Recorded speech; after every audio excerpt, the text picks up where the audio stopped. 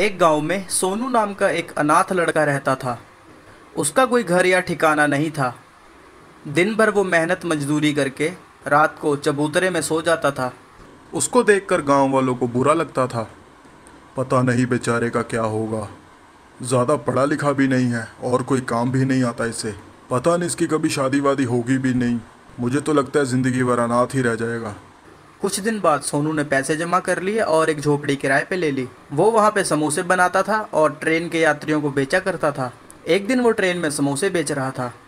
समोसे बेचते बेचते वो एक विदेशी आदमी के पास पहुँच गया। Sir, samosa, very very hot hot samosa sir. उस विदेशी आदमी ने कहा। No, I have my sandwich. इतना कहकर उसने अपने डिब्बे में से सैंडविच निकाला।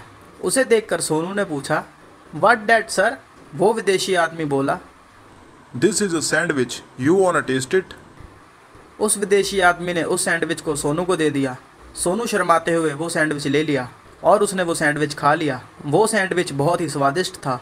Wow sir, super sir, super, cooking cooking, how cooking sir, how cooking. तो उस विदेशी आदमी ने सोनू को अलग अलग तरीके से सैंडविच बनाने के तरीके बताए।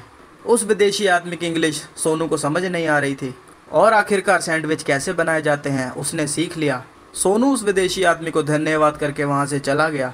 गांव लौटकर उसने कुछ लोगों से उधार पैसे मांगे। उन लोगों ने सोनू को पैसे दिए भी। फिर सोनू ने एक सैंडविच का ठेला लगा लिया। शुरुआत में तो गांव के लोग, अरे ये सब क्या बना रहा है, हम ये सब नहीं खाते, हमें ये सब नहीं पचेगा। गांव वाले ये सब सोचकर ठेले पे नहीं आते थे। 2-3 दिन बाद 2 बच्चे उसके ठेले पे आए।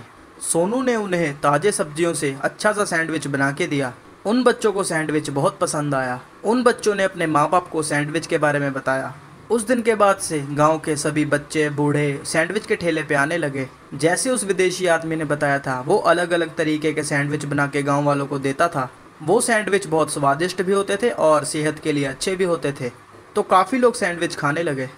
जिन लोगों को बच्चों के लिए टिफ़िन बनाना मुश्किल होता, वो बच्चों के लिए ठेले से सैंडविच खरीदते और वहीं से बच्चों को स्कूल रवाना कर देते।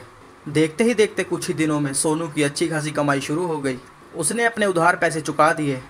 फिर गांव के कुछ लोगों को उसने ट्रेनिंग दी। उन लोगों को उसने पार्टनरशिप भी दी और आसपास के गांव में सैंडविच के ठेले भी लगवाए।